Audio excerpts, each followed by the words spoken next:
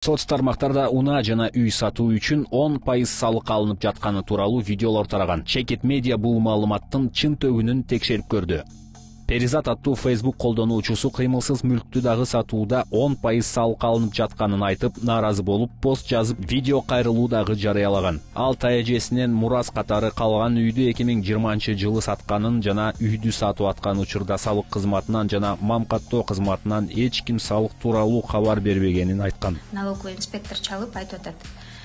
Силер сокулукта үй саткан экенсиңер, бирок налогун төлөбөпсүңөр деп. 10% 143.578 сом жана 3 жылдын пениясы 320 000 сом болуп атат.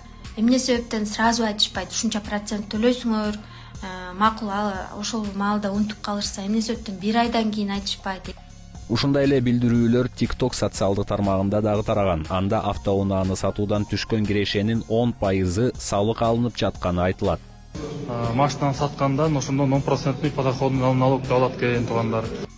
Соц тармактарда бул билдирүүлөр тарагандан кийин 6 октябрда салык кызматы түшүндүрмө жарыялаган. Анда мүлктү 1 жылдын ичинде кайра сатуу боюнча салык милдеттемеси жаңы чыккан мыйзам эмес экендиги айтылат. Мыйзам буга чейин салык кодексинде бар болчу, бирок 2022-жылга чейин колдонуу мөөнөтү 2 жыл болсо, өзгөртүлгөн мыйзам менен азыр 1 жылга кыскартылган.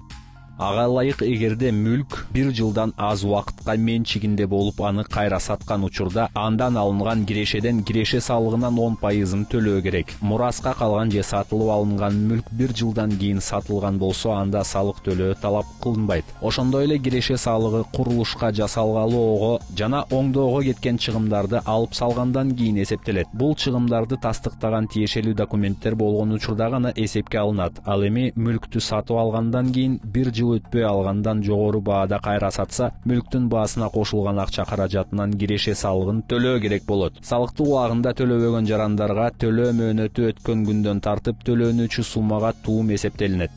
Белгилей кетсек, эгерде салык төлөө боюнча салык органынын салыктык текшерүүнүн жыйынтыгы боюнча чечимин алган күндөн тартып 15 календардык күндүн ичинде жарандар негизги салыгын жана туумдун 50%ын төлөшсө, туумдун калган 50%ы жоюлат.